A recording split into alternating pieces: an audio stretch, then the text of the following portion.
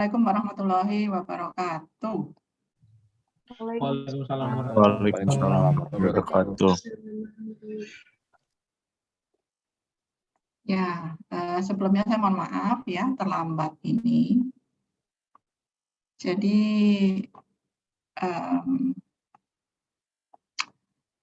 tadi itu terus terang keterlambatan saya itu karena saya itu mengubah apa namanya skenario penyampaiannya, skenario penyampaian perkuliahan. Jadi sebelumnya kan saya menggunakan style atau urutan sesuai dengan buku utama yang kita gunakan ya, yang buatan April itu. Namun setelah saya baca kembali, saya rasakan gitu, karena buku utamanya sebenarnya isinya sama, namun berbeda alur dan cara penyampaiannya. Kalau di buku utama itu, di pustaka atau textbook yang kita gunakan, itu pendekatannya adalah top down. Artinya membahas yang dari cakupan besar, ya, dari cakupan besar, kemudian nanti dibahas sampai ke level yang detail dan mikro gitu ya. Ini Mbak apa namanya asisten ikut nggak ya? Ikut Bu. Jadikan Iya Bu. Antisipasi kalau saya ini apa terputus. Sudah ya Mbak, pause ya? Belum ya? Belum Bu. Oh alah, saya malah milih Philip. Philip ini kenapa tak buat host? Sudah ya Mbak? Iya Bu, sudah. Ya. Jadi saya ulangi tadi apa namanya pendekatan saya kan tadinya itu menggunakan pendekatan yang dipakai buku textbook utama kita ya. Nah setelah saya rasakan kembali, saya itu khawatir kalau pendekatannya adalah top down, itu bagi sebagian besar dari kalian yang saya asumsikan pengalaman di bidang software project-nya itu masih sedikit, itu akan merasa membahas sesuatu yang mengawang-awang, ya, mengawang-awang, tidak terbayang, kemudian mengawang-awang, tidak terbayang, tidak tahu jadinya, yang nanti ujung-ujungnya adalah ngantuk gitu ya, terus ditinggal tidur. Sebenarnya sah-sah saja sih kalian tidur sambil kuliah ya, mumpung online. Tapi saya ingin meminimalisasi risiko itu, sehingga saya mengubah pendekatannya, yaitu dengan bottom up. Nah, jadi saya menggunakan sumber lain di mana pendekatannya begini. Yang namanya software quality assurance itu kan sebenarnya kan menyangkut kegiatan yang luas, ya, kegiatan yang luas dan berbagai macam aktivitas yang tujuannya itu satu konvergen, yaitu bagaimana memastikan kualitas dari perangkat lunak itu sedini mungkin. Jadi aktivitasnya ini juga sudah saya sampaikan di minggu pertama kemarin. Aktivitasnya itu dimulai sejak software itu mulai dipikirkan ya. Bukan mulai dibangun ya, mulai dipikirkan.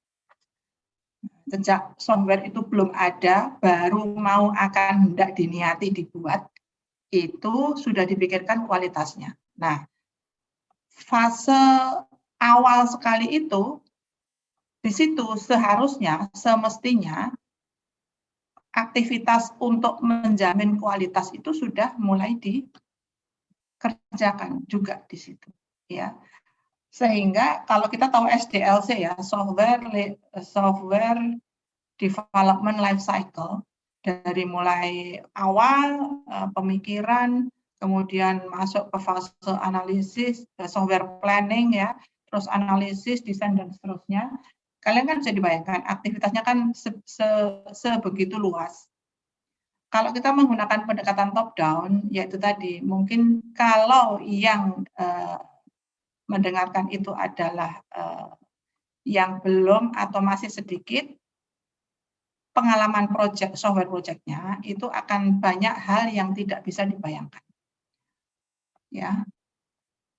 Sedangkan yang kemarin juga sudah kita bahas, yang namanya aktivitas software quality itu heart-nya, jantungnya itu adalah pada pengujian perangkat lunak, ya kan? Meskipun kegiatannya itu dimulai dari awal development bahkan sampai softwarenya itu sudah beroperasi dengan normal. Namun jantung dari aktivitas quality itu ada pada software testing, ya kan? Sehingga pendekatannya saya ubah, yang tadinya top down menjadi bottom up. Jadi sekarang kita akan membahas dulu jantungnya dulu ya, heart-nya. Heart dari penjaminan kualitas itu adalah pada software testing, sehingga kita berangkat dari software testing. Kemarin juga sudah kita pelajari introduction sebentar, sehingga saat ini kita akan melihat apa saja sih jenis-jenis pengujian perangkat lunak itu. Oke ya. Seperti itu. Ini akan saya share.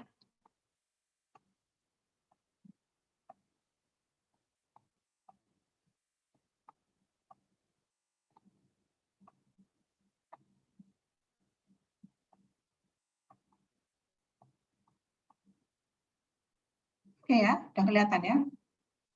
Jadi kali ini kita akan membahas tentang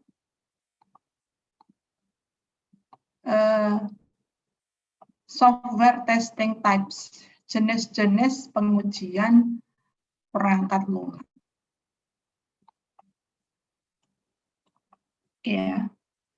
Secara umum jenis pengujian, ya, ini jenis ya, karena nanti kita akan bahas juga di minggu depan itu ada metode, ada strategi, teknik, ya metode sama dengan teknik ya, metode, teknik, tingkatan dan sebagainya. Yang sekarang kita bahas adalah jenisnya dulu. Nah, secara garis besar jenis pengujian itu ada dua, yaitu functional testing dan non-functional testing. Ya, functional testing dan non-functional testing. Kita lihat dulu yang namanya functional testing. Ya, functional testing. Functional testing itu adalah testing yang dilakukan untuk mengevaluasi apakah sebuah komponen sistem itu memenuhi kebutuhan fungsional. Ya. Kita tahu ada kebutuhan itu ada dua macam, kebutuhan perangkat lunak, yaitu kebutuhan fungsional dan kebutuhan non-fungsional. Ya. Terus kelompok dari functional testing itu ada 4, yaitu smoke testing, feature testing, confirmation testing, dan regression testing. Nah, jenis functional testing ini biasanya dilakukan menggunakan black box testing. Black box testing ini adalah salah satu metode testing yang secara rinci akan kita bahas minggu depan. Ya.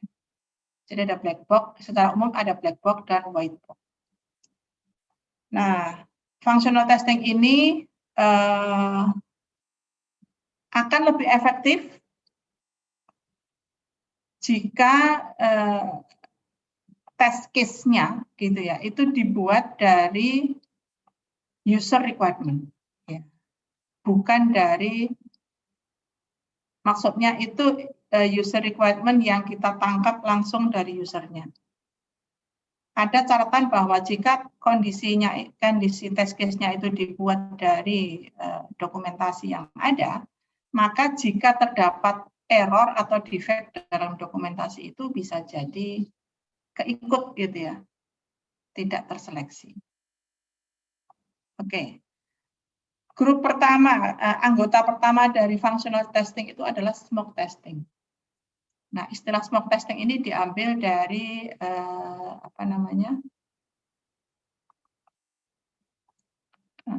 testing yang sama, tapi untuk hardware ya, di mana definisinya adalah testing yang levelnya itu ringan. Biasanya dia dilakukan sebelum test plan itu dibuat, ya, testing secara resmi itu dibuat atau dikerjakan ya. Jadi kalau dalam konteks hardware testing itu ada testing kecil di mana beberapa skenario sederhana itu kita kerjakan untuk memastikan bahwa bagian yang penting ini jalan gitu ya. Ya, kalau hardware itu kan kalau misalnya ngetesnya bagian sedikit saja itu sudah mengeluarkan asap gitu ya, itu jangan diteruskan seperti itu. Jadi makanya smoke-nya. Kalau baru dicekrek gitu aja sudah berasap, oh jangan diteruskan itu. Nanti bisa-bisa kebakar semua hardware-nya. Semacam itu ya. Jadi namanya smoke testing. Sehingga test shoot yang ada, test shoot itu adalah kasus-kasus uji ya. Itu dalam smoke test ini yang simpel-simpel saja. Untuk memastikan apakah bagian yang dites secara smoke itu aman. Jika aman, maka baru diteruskan testing yang seriusnya, yang benerannya gitu ya.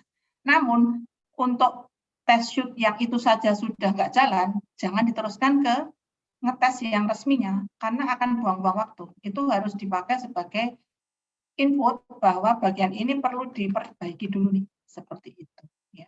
Jadi sebenarnya smoke test ini smoke pendahuluan, tujuannya mainly agar tidak banyak waktu dan usaha terbuang untuk ngetes secara keseluruhan yang resmi, yang dibikin dokumentasi, ada tes plan-nya, tes kasus ujinya yang lebih rinci, kemudian prosedur tesnya harus 1 begini, 2 begini, 3 begini seterusnya, untuk menghindari hal-hal yang tidak perlu seperti itu ya. Jadi tes ringan dulu. Kalau tes ringannya sudah lolos, silahkan dibuat tes case yang officialnya, kemudian nanti dilanjutkan dengan kapan dijadwalkan, siapa yang mengerjakan, tes environment-nya seperti apa. Namun, jika smoke test itu sudah gagal, jangan dibuat berikutnya. Maka ini harus menjadi input buat developer untuk memperbaiki bagian itu. Nah, jadi the result, hasil dari tes ini itu digunakan untuk menentukan apakah akan diproses lebih lanjut ke proses testing atau tidak. Ya. Jadi ini akan suitable for an application that is badly broken. Karena detail testing mungkin akan membuat dia akan wasting time dan effort. Ya. Kalau aplikasinya itu masih sangat versi awal gitu ya, versi awal atau mungkin dibuat oleh pengembang yang masih kurang berpengalaman sehingga agak kurang terjamin gitu ya, maka smoke test ini akan sangat berguna untuk meringkas waktu testing, meringkas waktu dan usaha waktu testing. Ya. Oke, itu seperti itu. Keuntungannya tertulis di sini. Jadi ini sebelum fase integrasi itu akan sangat berguna. Kemudian juga akan menghasilkan atau jika ada problem-problem yang ada itu akan secara cepat diketahui. Ya. Kemudian akan menaikkan level confidence dari pengujinya juga pada fase penguji yang official. Nah, jenis kedua dari functional testing itu adalah feature testing. Ini benar-benar menguji feature ya, fitur-fitur dari aplikasi. Ya. Jadi, a type of software testing whereby the system is tested against the functional requirement atau specification. Features are tested by feeding them input and examining the output. Jadi benar-benar black box ya. Inputnya begini, outputnya seperti apa. Inputnya begini, outputnya seperti apa. Apakah outputnya sesuai dengan yang diharapkan. Oke, jadi tester tidak perlu tahu struktur internal dari aplikasi. Yang penting jika inputnya begini, maka outputnya harus bagaimana. Kan kita selama ini mengatakan feature testing itu ya functional testing yang seperti kita pahami selama ini ya. Padahal sebenarnya functional testing itu ada beberapa jenis. Yang ketiga adalah confirmation testing. Jadi ini jenis testing fungsional yang dikerjakan setelah sebuah defect atau bug itu diperbaiki. A type of testing conducted to confirm that a defect has been fixed. Ya, jadi ini change related testing. Ya, beda ya dengan smoke. Kalau smoke tadi kan belum tentu dari change related, belum tentu dari karena adanya perubahan. Tapi ini kalau ada perubahan, tadi jadi urutannya kan tadi smoke ya. Smoke apa namanya?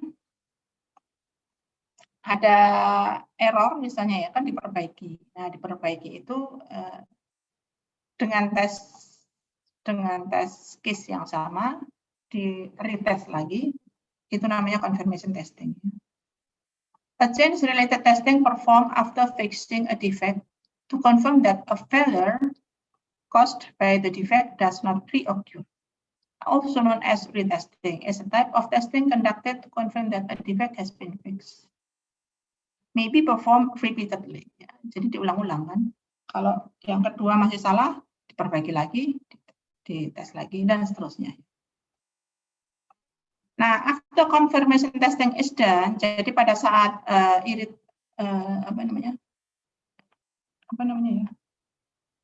pengulangan ya, pengulangan yang kesekian misalnya sudah benar, ini perlu dilakukan nanti namanya regression testing. Nanti kita bahas setelah ini. Is conducted to ensure that the defect, fix, or enhancement in the version have not adversely affected the behavior of other parts of other software. Kalau confirmation testing, itu kan ngetes bagian tadi yang setelah diperbaiki, ya kan. Namun kan sering muncul kasus bagian ini diperbaiki benar, ditesnya benar, bagian lain yang nggak berubah malah error. Nah itu yang namanya regression testing, ya.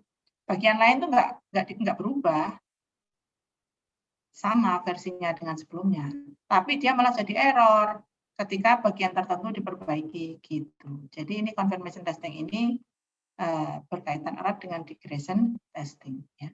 Yang satu ngetes bagian yang berubah, yang regression ngetes bagian yang tidak berubah. Namun kemungkinan terkena dampaknya dari perubahan di tempat lain, gitu ya.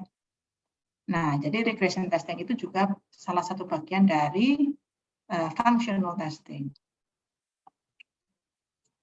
A type of change-related testing to detect whether defects have been introduced or uncovered in unchanged areas of the software, ya kan? Nah, ini sering terjadi memang bagian tertentu yang tadi error diperbaiki sudah benar, tapi malah membuat bagian lain yang tidak berubah menjadi error, yang tadinya benar menjadi error. Nah, rerunning of tests can be on both functional and non-functional tests. Nanti functional juga kita bahas di belakang. During regression tests, new test cases are not created, but previously created test cases are re-executed. ya dieksekusi kembali menggunakan test case yang sama, ya. Jadi tadi kan confirmation test tadi kan juga menggunakan test case yang sama, tapi kan dia berulang-ulang, ya. Dengan test case yang sama, dites confirmation testing masih error, dites lagi masih error, dan seterusnya sampai berulang-ulang kan, sampai benar. Kalau sudah benar, maka bagian lain juga harus dites ulang menggunakan test case yang sama. Itu namanya regression test. Jadi regression test itu dilakukan setelah confirmation test. Jadi alasannya itu adalah untuk mengefikskan error, defect, kemudian jika ada fitur baru, itu juga perlu dilakukan regression test. Jangan-jangan fitur baru itu kan muncul bukan karena adanya kesalahan, ya, tapi dia penambahan fitur. Penambahan fitur di aplikasi ditambahkan, nah itu perlu dilakukan regression test karena bisa jadi fitur yang baru itu akan menyebabkan fitur-fitur lama, beberapa fitur lama yang berkaitan, biasanya ini karena terkait database-nya sama gitu ya, itu akan error yang tadinya benar jadi error. Kemudian juga adanya perubahan di fitur yang sudah ada, kemudian adanya refactoring, nah ini perlu, ya. Kemudian juga adanya perubahan di level desain atau arsitektur, serta adanya perubahan di level konfigurasi atau lingkungan, baik itu hardware, software, maupun jaringannya. Nah, regression testing ini biasanya dilakukan secara black box maupun white box. Highly recommended to perform regression testing using automated tools. Ini umumnya memang regression ini tidak dilakukan secara manual. Mengapa? Karena ini error prone dan time consuming. Ya. Time consumingnya karena bayangkan kalau aplikasinya itu besar, fiturnya juga banyak sekali. Seperti apa kita akan melakukan regression testing ini, ya? Kalau tidak dilakukan secara otomatis menggunakan tools, itu akan membuat testernya kesulitan. Nah, skopnya regression test ini ada yang full, ada yang partial. Full itu adalah kondisi ideal regression test. Tapi ini sangat cost consuming, ya, sangat memakan biaya dan tenaga, sehingga hampir selalu ini tidak visible. Kalau full ini memang ideal, tapi tidak visible dilihat dari biaya, waktu, dan tenaga. Oleh karena itu yang paling populer adalah partial regression test. Sebagian. Nah, tantangannya adalah kalau sebagian, bagaimana kita menentukan bagian mana yang perlu dites ulang, bagian mana yang tidak. Nah, itu tantangannya. Sehingga memunculkan banyak sekali metode atau algoritma yang akan menghasilkan tadi itu, bagian-bagian yang potensial untuk dites ulang dan bagian yang tidak. Di sini yang namanya adanya memunculkan bidang baru yang namanya change impact analysis ini. Ya. Jadi banyak yang mengusulkan seperti apa algoritma atau metode change impact analysis ini diterapkan untuk menghasilkan calon-calon bagian-bagian program mana yang perlu dites dan bagian-bagian mana yang tidak perlu dites ulang dalam fase partial regression test ini. Jadi ada dua pendekatan, apakah menggunakan prioritisasi secara umum ataukah menggunakan prioritisasi yang berbasis pada versi. Ya, ini dua hal ini menggunakan ini contoh dari dua algoritma, pendekatan algoritmik untuk mencari atau menghasilkan test case yang akan digunakan untuk regression test. Ya. Kalau general itu ya biasanya test case itu diprioritaskan berdasarkan dampak bisnisnya, fitur-fitur yang kritis, fungsionalitas yang sering digunakan, atau implementasi yang rumit, kompleks, dan area-area yang biasanya bagi areas, yang sering ngebug gitu ya. Itu sebenarnya masuk akal juga. Ini prioritisasi untuk mana yang perlu dites ulang. Kalau menggunakan version specific prioritization, itu test case yang prioritas untuk dilakukan regression test biasanya didasarkan pada what changes have been made in the version of the software and the likely areas in the software that might have been impacted to those changes. Jadi agak berbeda dengan yang pertama tadi. Jadi ini menggunakan algoritma-algoritma yang masuk dalam change impact analysis. Jadi ada yang namanya itu nanti algoritma itu yang membuat semacam traceability gitu ya, traceability dari sebuah area yang diubah, kemudian dicek dia punya traceability atau rute kemana saja dia dampaknya, baik itu rutenya yang berkaitan dengan variabel atau identifier yang lain, maupun yang berkaitan dengan query-query atau bagian-bagian database yang berubah. Nah, itu nanti akan dibuat semacam peta gitu ya, rute, sehingga akan membentuk sebuah traceability. Nah, bagian-bagian modul yang menjadi alamat-alamat node dari traceability itu kemungkinan besar akan terdampak jika salah satu dari node itu diubah. Semacam itu ya. Ini tidak berhubungan dengan business impact, tidak berhubungan dengan critical features, frequently used functionalities, dan sebagainya. Ini murni dari traceability yang terbangun karena adanya tadi itu variabel, identifier, atau bagian-bagian program yang saling berkaitan. Semacam itu ya. Oke, terus tadi bagian kedua itu adalah non-functional testing atau ngetes yang hal-hal yang bukan dari functional requirement. Testing performed to evaluate that a component or system complies with non-functional requirements. Jadi non-functional testing itu adalah kumpulan dari tipe atau jenis testing di mana sistem itu diuji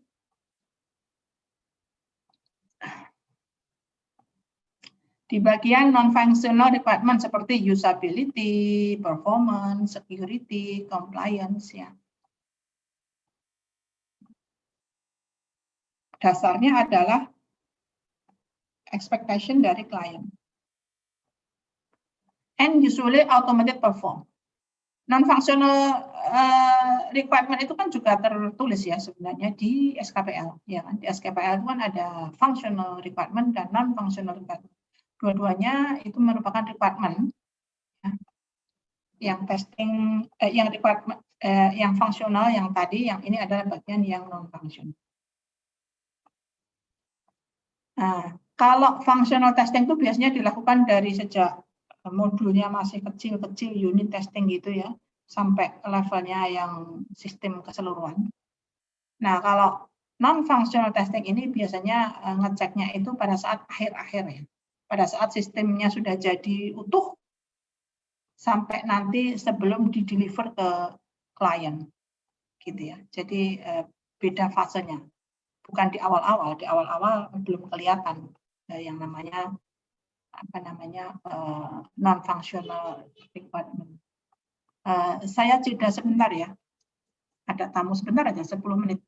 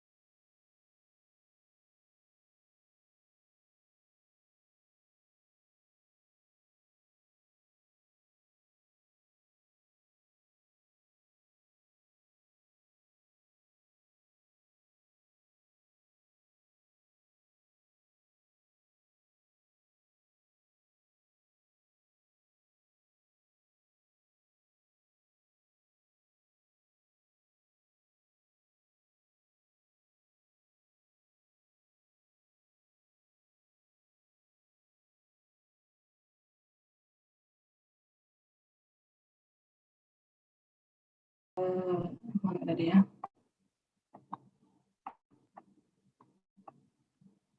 Oke. Jadi non-functional testing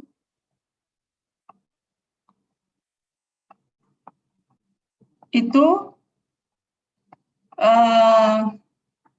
kelompoknya adalah ada yang namanya usability testing, performance testing, security testing, dan compliance testing.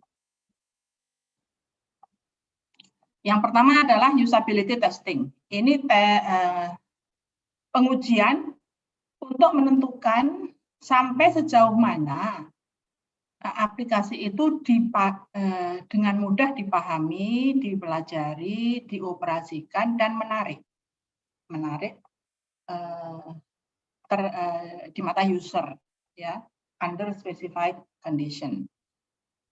Dalam kondisi normal aja, yang biasanya sih kondisinya normal, gitu ya, pemakaian normal, itu sampai sejauh mana sebuah aplikasi itu bisa dipahami, kemudian mudah dipelajari, mudah dioperasikan, dan menarik.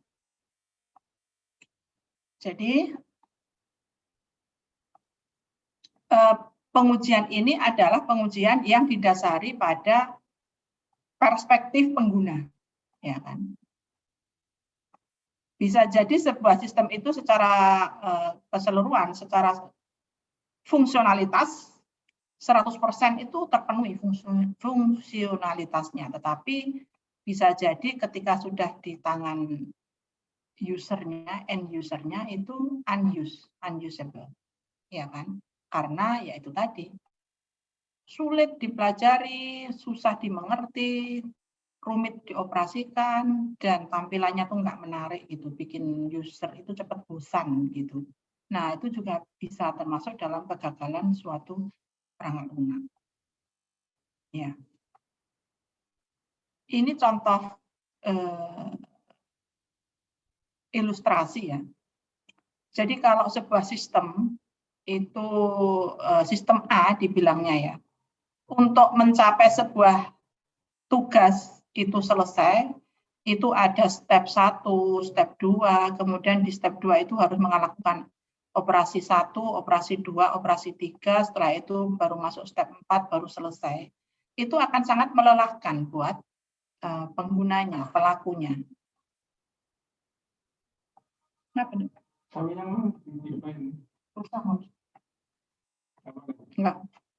Nah, terus sistem B dengan sistem yang sama ya, sistem yang kegunaannya sama, itu cukup satu step saja. Step 1 langsung semuanya ditangani oleh sistem, invisible terhadap user, tahu-tahu tugasnya selesai. Nah, ini berarti usability-nya sangat bagus gitu ya.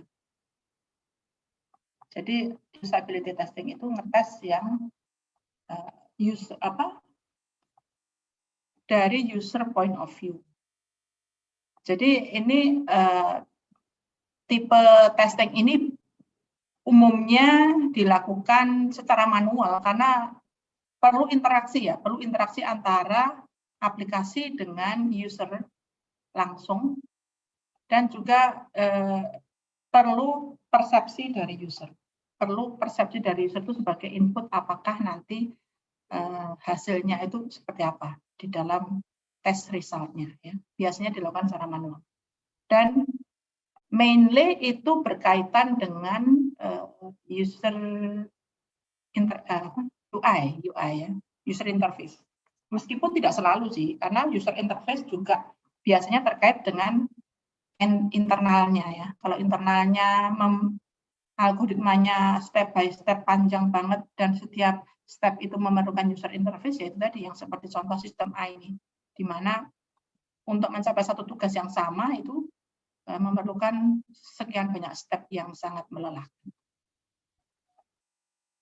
Ya. Jadi understand who the user, understand what their business needs, dan try to mimic their behavior. Artinya seperti apa sih end user ini biasanya melakukan tugas tersebut. Nah, mestinya tugas tersebut harus bisa direpresentasikan secara tepat oleh sistem ya. mana tugas yang bisa dilakukan oleh sistem, mana yang tidak perlu, mana yang harus dilakukan oleh user, tidak tanpa mengurangi kerumitan yang ada. Yang kedua, yang termasuk dalam non-functional testing itu adalah performance testing. Nah, sebaliknya ini, kalau usability testing itu dari user point of view, kalau performance testing dari system point of view ya. Jadi kalau usability testing tadi manual, umumnya kalau performance ini umumnya adalah automated, menggunakan tools, dan hampir mustahil dilakukan dengan cara manual. Performance testing itu adalah testing untuk melihat performance efisiensi dari sebuah komponen atau sistem. Ya. It is a type of software testing that intends to determine how a system performs in terms of responsiveness and stability.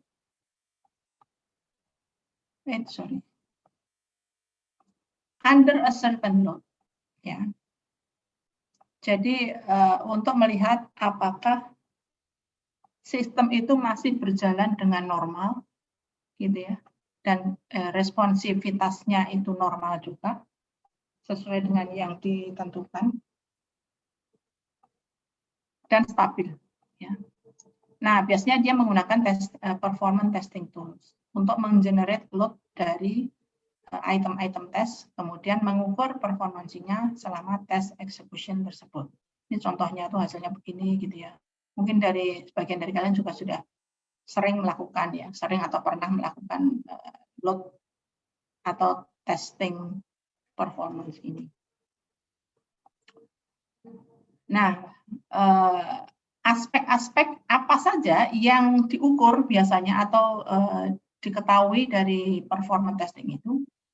Yang pertama adalah responsiveness, the ability of software to respond quickly or complete assigned tasks within a reasonable time. Ini juga biasanya sudah ditentukan di non-functional requirement di SKPL itu ya. Response time-nya berapa maksimal gitu kan. Concurrency, the ability of software to service multiple requests to the same resources at the same time. Ini istilah populernya apa ya, concurrency itu ya.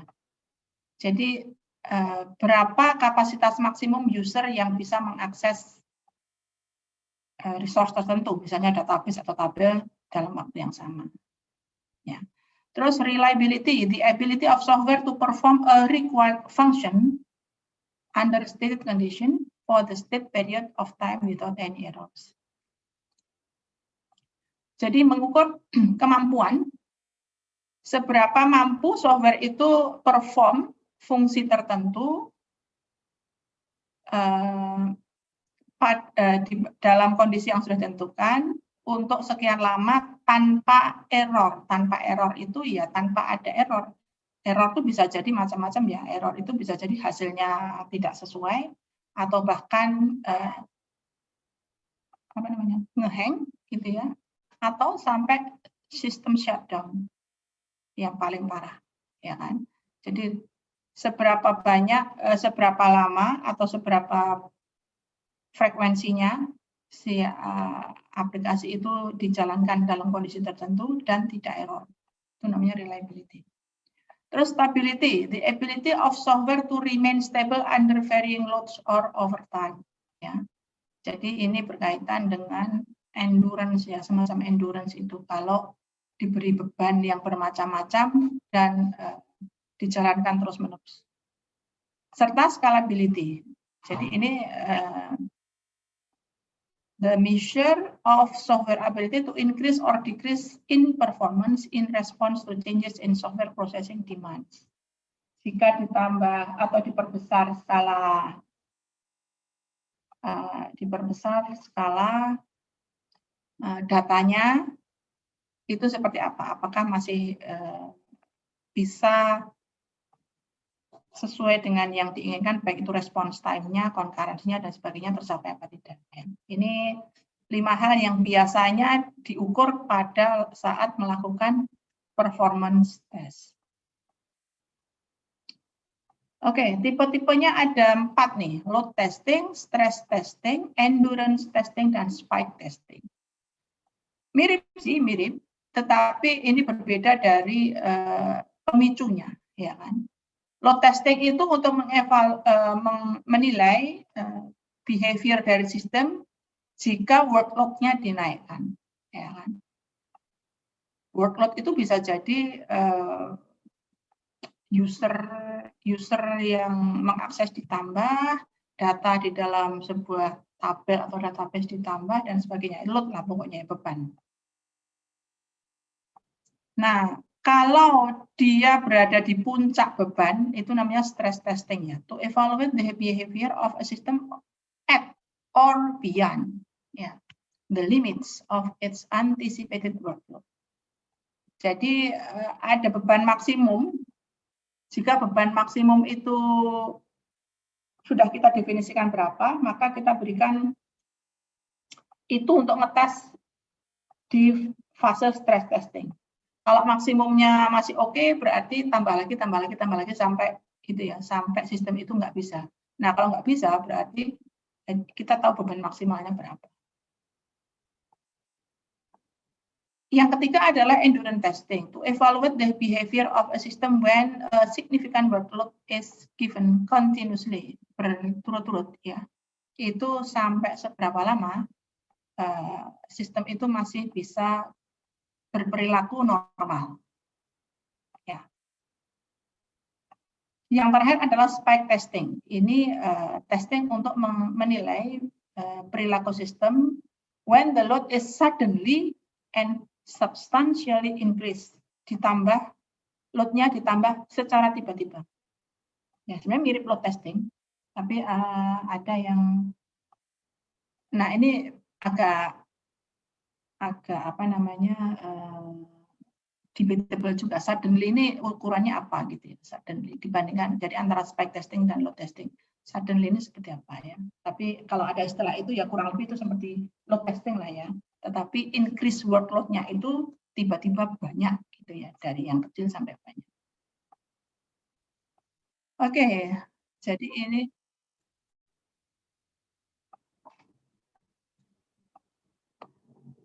beberapa tips untuk performance testing. Establish a test environment as close to the production environment as possible. Sedekat mungkin environment testingnya dengan environment di level production ya. Isolate the test environment even from the quality assurance or user acceptance testing environment. Nanti kalau belum memahami apa itu UAT dan sebagainya, nanti kita bahas berikutnya ya. Kemudian menggunakan tools yang sebaik-baik mungkin, ya kan? Karena banyak tools-tools untuk melakukan performance testing ini, baik itu stress testing, load testing, kemudian endurance dan sebagainya ya. Dan hasilnya itu otomatis dikeluarkan ya, enggak kita tinggal ngeset nilai, ngeset sistem apa toolsnya saja, nanti otomatis akan sudah keluar hasilnya. Jadi toolsnya itu ditempelkan di dalam aplikasinya, dijalankan, kemudian toolsnya juga dijalankan, toolsnya itu akan membaca, toolsnya itu sudah dilengkapi dengan berbagai macam dummy input gitu ya, seolah-olah diberi input tes beban gitu, dimasukkan ke aplikasi sehingga aplikasinya akan merespon. Do not rely on the result of one test, conduct multiple tests to arrive at an average number. Biasanya begitu ya. Tesnya itu enggak sekali, tapi beberapa kali kemudian diambil nilai rata-rata. Karena kalau sekali itu kadang-kadang sistemnya memberikan nilai yang bagus, kadang-kadang yang jelek, tergantung pada mungkin environment yang lainnya juga. Sehingga disarankan untuk berkali-kali, kemudian nanti hasilnya di rata-rata. Nah, berikutnya yang masuk dalam non-functional testing itu adalah security testing. Ini khusus untuk menguji keamanan ya dari intruder-intruder yang tidak diinginkan. Nah, security testing ini mostly involve complex steps and out of the box thinking. tapi juga kadang-kadang sangat simpel. Ini contoh yang sangat simpel itu login ke web, kemudian langsung logout. Terus kita tekan tombol back gitu ya. Apakah browsernya akan menanyakan login lagi, ataukah dia bisa masuk ke aplikasi itu yang paling sederhana sih. Kalau aplikasinya jelek, setelah back malah meskipun tadi sudah logout, terus kita tekan back itu dia masuk ke aplikasi gitu. Contoh yang sederhana sih.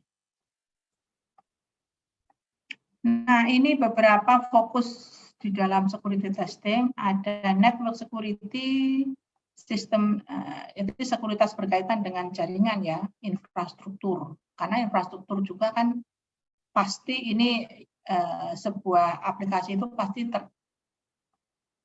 terinstall di dalam infrastruktur tertentu ya. Makanya infrastrukturnya juga mesti dicek. Kemudian sistem softwarenya sendiri, baik itu operating system, database DBMS-nya, di mana aplikasi itu bergantung. Kemudian ada ngetes security untuk aplikasi di sisi client dan aplikasi di sisi server. Biasanya ada 4 itu ya. Jadi infrastruktur, kemudian sistem software-nya, aplikasi dari sisi client, dan aplikasi dari sisi server. Yang terakhir yang masuk di dalam non-functional testing itu adalah compliance testing. Kita sering dengar ya compliance testing itu apa gitu kan. Jadi compliance testing itu adalah testing untuk menentukan apakah sebuah komponen atau sistem itu compliance. Compliance dengan apa? Nah ini, dengan beberapa pihak atau bagian yang di luar yang tadi ya, di luar yang requirement yang tadi. Biasanya disebut dengan conformance testing, atau regulation testing, atau standard testing. Jadi dia akan, testing itu digunakan untuk melihat compliance dengan internal atau eksternal standar yang biasanya sudah ditentukan di dalam organisasi tersebut. Ya. Kemudian ini juga bisa dilakukan oleh organisasi eksternal atau badan audit gitu ya, untuk melihat relevansi dari sertifikasi compliance-nya.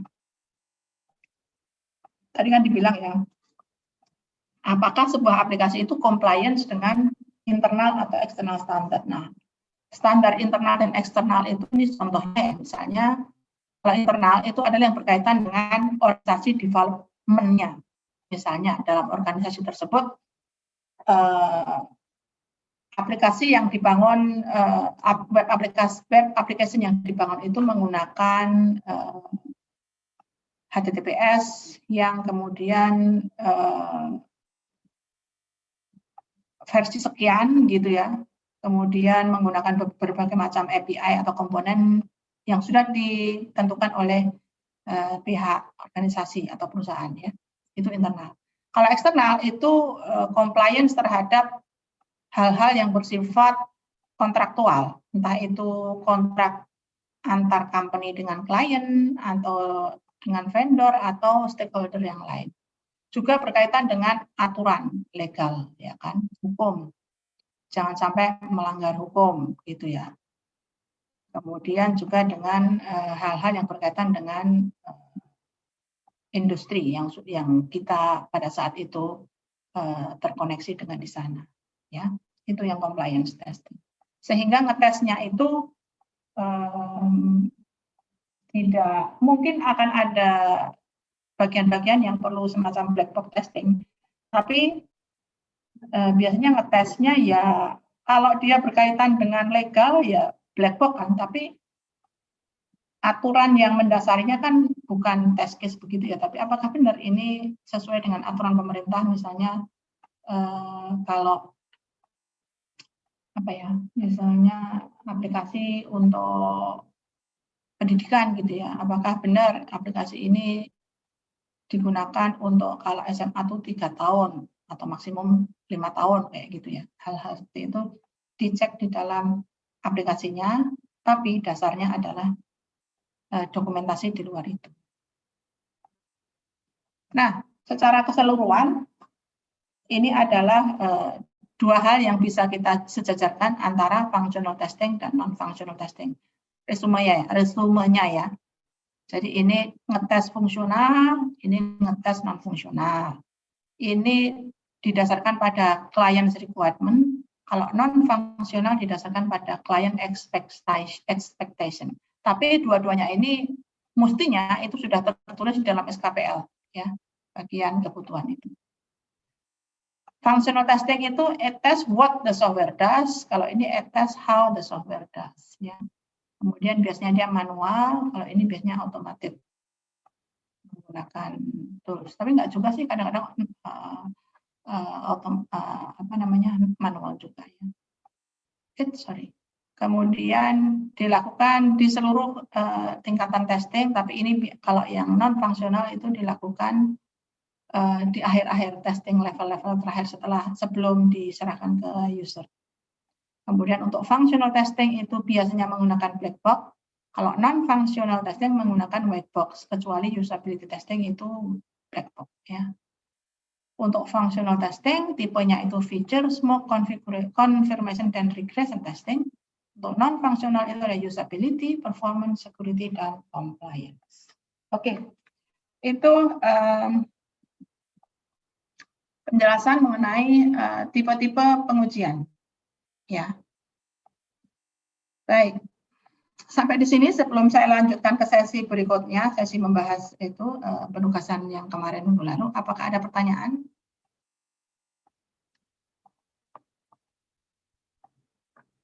Oke ya, kalau tidak ada. Rana, iya. Kenapa Rana? Silakan. Belum ada. Oh, belum ada. Oke. Baik. Sebelum kuliah saya akhiri, saya akan tadi sudah saya sampaikan ke Mbak Putri ya, asisten, topik-topik apa yang bisa diambil.